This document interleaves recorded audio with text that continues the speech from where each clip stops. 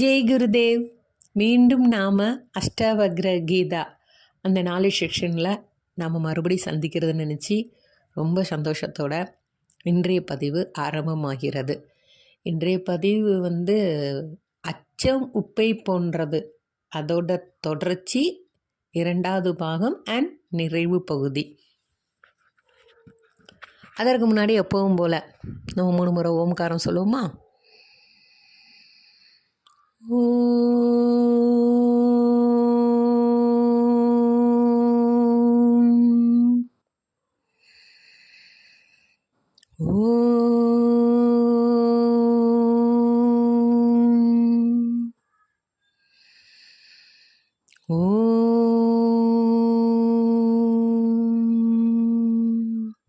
ஜெய் குருதேவ். இந்த பூமி தாய்க்கும் நம்மளை பெற்ற தாய் தந்தையிருக்கும், இந்த பிரபஞ்ச சக்திக்கும், உங்களது சரீரத்திற்கும், அனைத்து குருமார்களுக்கும், அஷ்டாவக்ரருக்கும், ஜனகர் மகாராஜாக்கும் அவர்கள் பொற்பாதங்கள் தொட்டு நம்ம ஒரு பணிமன்புடன் அவர்களுக்கு ஒரு நமஸ்காரத்தை தெரிவித்து இந்த அத்தியாயத்திற்குள் பிரவேசிக்கலாம். ஓகே, அச்சம் உப்பை போன்றது பாகம் 2. ஏற்கனவே போன அத்தியாயத்தில் லாஸ்ட்டில் முடிச்சிருக்கிறது என்னென்னா, அச்சம் இருக்கணும், ஒருத்தனுக்கு பயம் என்பது இல்லாமல் இருக்கக்கூடாது. ஆனால் அது ரொம்ப பெருசாக பயந்து பயந்து தன்னையும் பயமுறுத்தி கொண்டு நம்ம கூட இருக்கவங்களையும் பயப்படைய வைக்கக்கூடாது. அதற்கு அச்சம் உப்பை போன்ற சிறிய அளவில் இருக்கணும், உப்பை போல் சிறிய அளவில் இருக்கணும். அடுத்து நம்ம இன்றைக்கி என்ன சொல்கிறாருன்னு பார்க்கலாம். அதாவது நமக்கு வியப்பு ப்ளஸ் ஆர்வம், ரெண்டுக்கும் என்ன பேதம், அதாவது ரெண்டுக்குள்ள டிஃபரன்ஸ் என்னன்னு அப்படின்னு தான் பார்க்க போகிறோம். ஆர்வம் என்பது மனதின் ஆரம்ப நிலை. வியப்பு, வாவ் அப்படி நம்ம வியப்படைகிறோம் இல்லையா, ஆச்சரியப்படுறோம் இல்லையா, அது மனதின் கடைசி நிலை. ஓகே, புத்தியின் ஆரம்பம் ஆர்வமாகும். புத்தியின் ஆரம்பம் அப்படிங்கிறதுக்கு ஒரு கொஸ்டினை போட்டுக்கோங்க. எக்ஸாம்பிளுக்கு, சின்ன குழந்தையா நாம் சிறிய வயதில் இருக்கிறதே நினச்சி பாருங்கள். அதில் நம்ம என்ன பண்ணுவோம், கடை வீதிக்கு போவோம், அப்பா அம்மா கூட ட்ராவல் பண்ணும்போது இந்த பலூனை பார்த்தா வாங்கணும்னு தோணும், பொம்மையை பார்த்தா வாங்கணும்னு தோணும். அப்போது அந்த புத்தி என்ன பண்ணும், நமக்கு வேலை செய்யும், ஆர்வத்தை தூண்டி விடும். அது சின்ன குழந்தைங்கள்ட்ட மட்டும் இல்லைங்க, இப்போ இருக்கிற வரைக்கும் நமக்கு இப்பவும் இருக்குது. பெரியவங்களாகவும் ஒவ்வொரு ஸ்டேஜுக்கு ஒவ்வொரு விதத்தில் மாறுபடுது, அவ்வளோதான். அப்போது இந்த நம்ம சின்ன வயசில் ரொம்ப காமெடியாக பேசுவோம் இல்லையா பெற்றோர்கள்ட்ட. இந்த பட்டாம்பூச்சி எங்கேருந்து வருது, அது எங்கே போகுது, இந்த பூ எங்கே இருக்குது, இந்த செடி எங்கே இருக்குது, இந்த பழம் எங்கே இருக்குதுன்னு எக்ஸ்ட்ரா அவங்கள போட்டு நச்சிடிச்சிட்டே இருப்போம். ஆனால் இப்போ கொஞ்சம் நம்ம டீசெண்டாக நாமளே நம்ம நிறைய கேள்வி கேட்டுக்கிறோம், அவ்வளோதாங்க வித்தியாசம். அப்போ புத்தியின் ஆரம்ப நிலை தான் ஆர்வம், அந்த ஆர்வத்தை தூண்டுதல். இப்போ சத்சங்கமே எடுத்துக்கோங்களேன், யாராக நல்லா பாடினா நம்மளும் சேர்ந்து பாடுவோம், நமக்கு பாட்டு வருதோ வரலையோ அந்த ஆர்வமானது நம்மளை இழுக்கும். ஓகேவா? அப்படி இழுக்கும் போது நம்மளோட ஆர்வத்தை தூண்ட அது காரணமாக இருக்குது. ஓகேவா? அப்போ மனிதர்கள் ஆர்வமின்மையுடன் சலிப்படைகின்றன.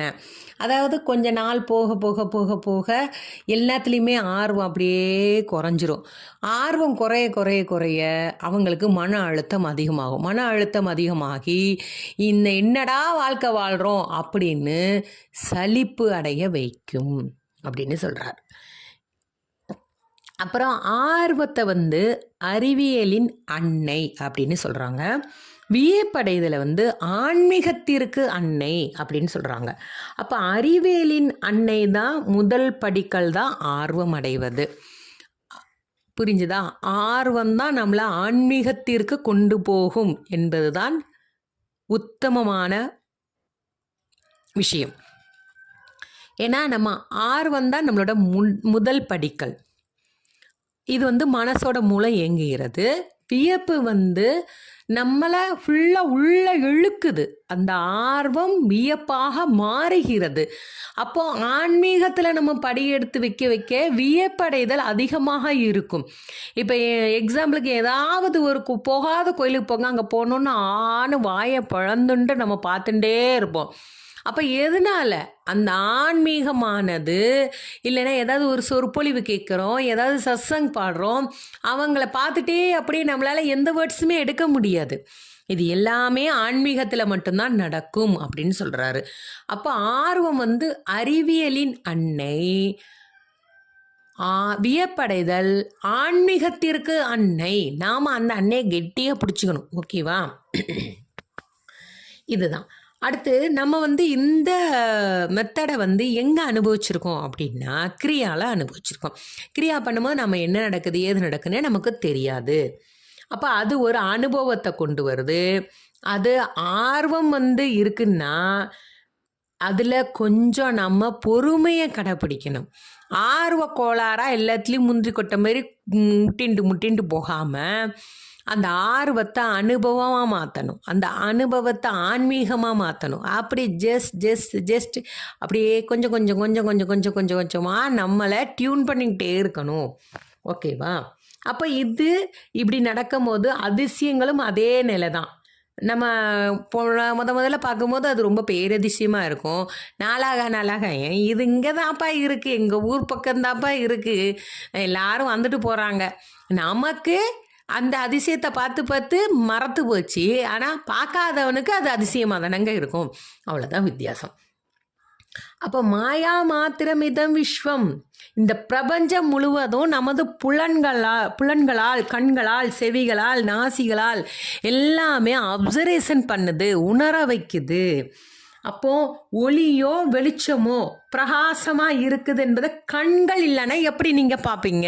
இப்போ சூரியனை பார்க்குறீங்க, சந்திரனோட குளிர்ச்சியை அனுபவிக்கிறீங்கன்னா உணர்றீங்க இல்லையா?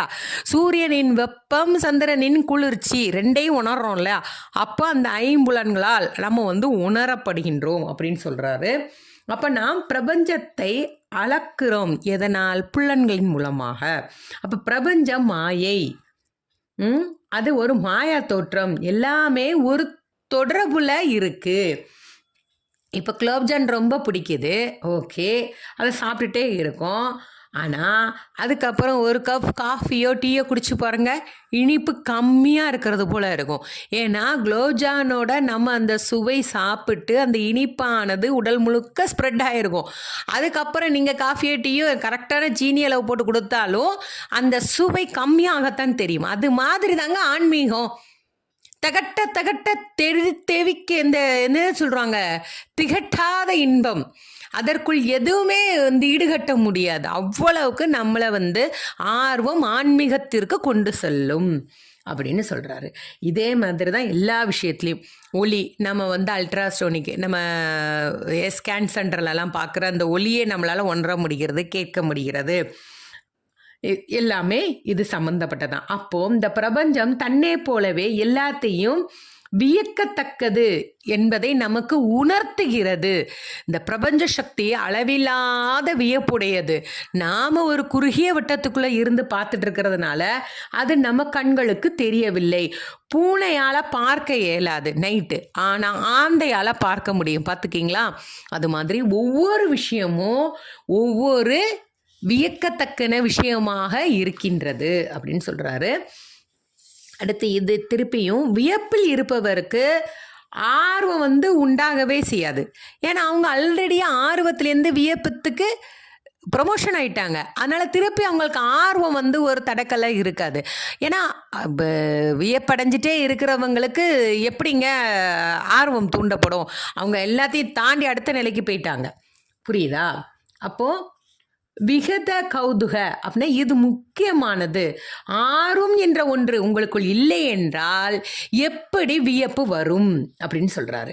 எதில் ஆர்வமோ விருப்பமோ இல்லாதிருப்பீர்கள், ஆனால் அது வியப்பாக கூட மாறிவிடுறதுக்கு வாய்ப்பு உண்டு. எப்படி இருக்கும்னா, ஆர்வமும் இருக்கணும். அது இருந்தால் மட்டும்தான் நம்மளால் வியப்பை பார்க்க முடியும் அப்படின்னு சொல்கிறாங்க. மனதின் ஆரம்ப நிலையில் ஆர்வமாக துவங்கியது இறுதியில் வியப்பாக முடிகிறது.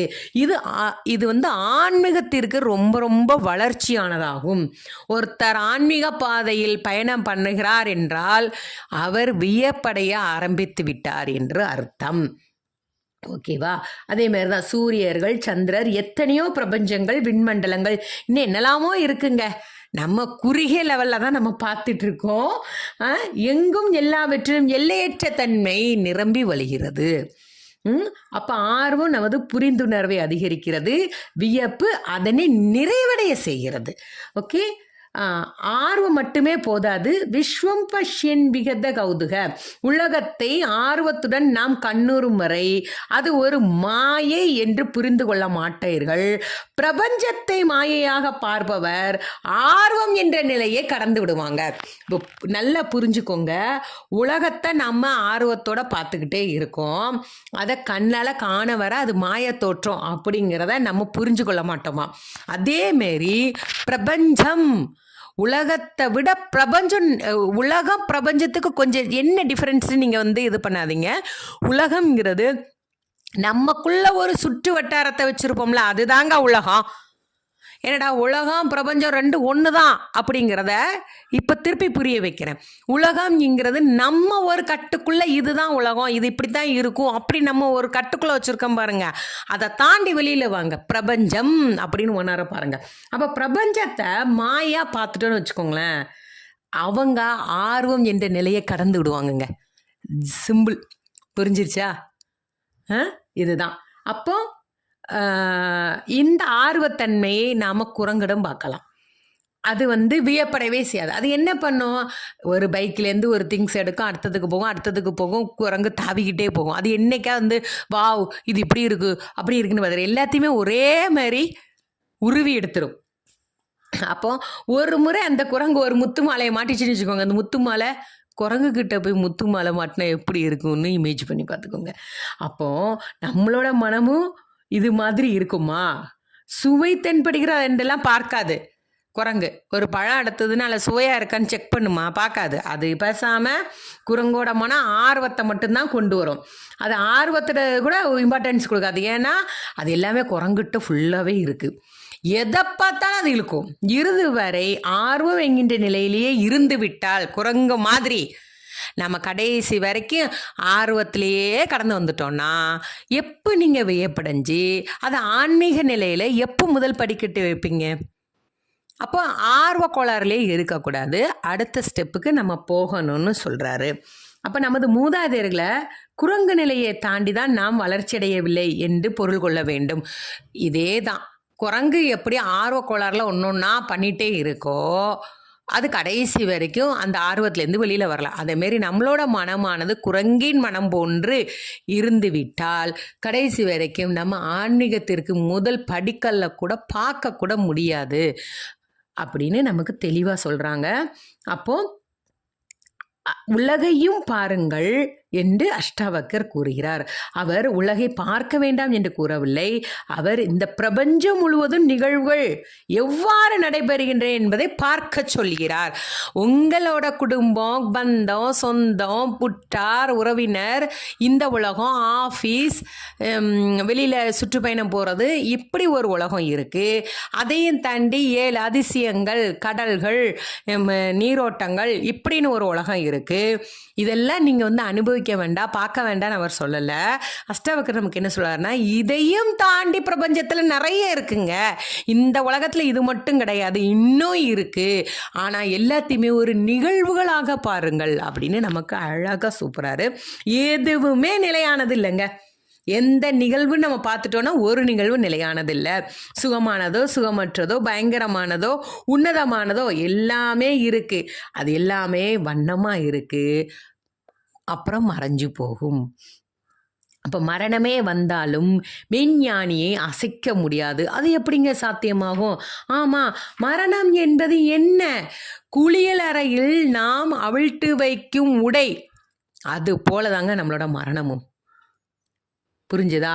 எப்படி ஆடைகளை களைந்து ஒரு நிலத்தில் வீசிவிட்டு அதை பார்க்கிறீர்கள். அப்போ தன்னில் நிலை பெற்று இருக்கும் அந்த ஞானியை மரணத்தாலும் அசைக்கவே முடியாது. எதை பற்றி கவலை கொள்கிறீர்கள்? கவலைப்படவோ மோகிக்கவோ இங்கே ஒன்றுமே கிடையாது. புரிஞ்சுதா? அப்போ நிகழ்வுகள் வந்தது கடந்தது, பின் செல்வதை கவனியுங்கள். கர்ம விதிப்படி சுகமான மற்றும் சுகமற்ற நிகழ்வுகள் உங்கள் மூலம் வருவதும் கடந்து போவதுமாக இருக்கும். தன்னில் நிலை பெற்ற ஞானிக்கு ஈடு இணை என்று ஒருவருமே கிடையாது. அஷ்டாவகர் இதைத்தான் நமக்கு திருப்பி நல்லா தெளிவு பண்ணிக்கிறார்.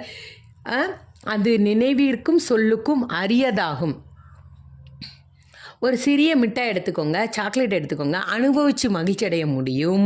அதே சமயம் எல்லையற்று பறந்திருக்கும் இந்த பிரபஞ்சத்தை, நட்சத்திரங்களை எந்த விளைவும் இன்றி அனுபவித்து மகிழ்ச்சி அடைய முடியும். முழுமையாக தன்னை அர்ப்பணித்த போதும் தன்னுள் ஒட்டுமொத்தமாக பிரபஞ்சத்தின் மேம்பாட்டிற்கான விருப்பத்தோடும் இருக்க இயலும். என்ன ஒரு சின்ன கன்ஃபியூஷன் கூட இதில் வேண்டாங்க. நீங்கள் நல்லா யோசிச்சு பாருங்கள். ஆர்வக்கோளாறுலேருந்து ஆன்மீகத்துக்கு வந்துட்டோம். ஆன்மீகத்தில் வரும்போது இந்த பிரபஞ்சத்தை ரசிங்க. என்னெல்லாம் மாற்றம் வருது. இந்த மழை பெய்யும் போது அழகான வானவில் தோன்றும். பகல் நேரத்துலையும் நைட்டு நேரத்துலையும் பாருங்கள், அழகான நட்சத்திரங்களோட ஒளி தோன்றும். இதெல்லாம் ரசிங்க. அப்போ பயமேற்ற நிலை, ஆனால் அக்கறை கொண்ட மனம், அக்கறையும் கரிசனம் நிறைந்த மனம், இவை அனைத்தும் பிரபஞ்சத்தின் மனதின் அங்கமாகும். இந்நிலையில் அக்கறை, ஆதரவு, துல்லியமான கவனம் மற்றும் செயல்பாடு இவை அனைத்தும் இயல்பாகவும் மிக சாதாரணமாக அமைந்துவிடும். ஸ்வபாவாதக அப்படின்னு சொல்லியிருக்கிறாரு. இதோட நம்ம இந்த பகுதி நிறைவடைகிறது. கடைசி வரைக்கும் அவர் சொல்லக்கூடிய விஷயம் இது ஒன்று தான். பிரபஞ்சத்தை பயமேற்ற நிலை, அக்கறை கொண்ட மனம், அதாவது இந்த கரிசனமும் நிறைந்த இவை அனைத்து பிரபஞ்சத்தோட மனதின் அங்கமாக இருக்கிறது அப்படின்னு சொல்கிறாரு. அப்போ அச்சம் இருக்கணும். அச்சம் இருந்தாலும் அதில் நாம் பயன்படுத்தக்கூடிய சாப்பாட்டை போல் உப்பு எவ்வளவுக்கு எடுத்துக்கிறோம் அந்த அளவுக்கு தான் நம்மளோட பயமானது இருக்கும். அடுத்து அந்த ஆர்வத்தை ஆன்மீக வளர்ச்சிக்கு நம்மளோட மனதின் அங்கமாக, பிரபஞ்ச சக்தி ஃபுல்லும் நம்மளோட மனதின் அங்கமாக நினைவில் கொண்டு வாழ ஆரம்பிக்கணும். எப்போவுமே ஒரு விழிப்புணர்வுடன் செயல்படுங்கள். நன்றி. ஜெய் குருதேவ். மீண்டும் அடுத்த பதில் சந்திப்போம்.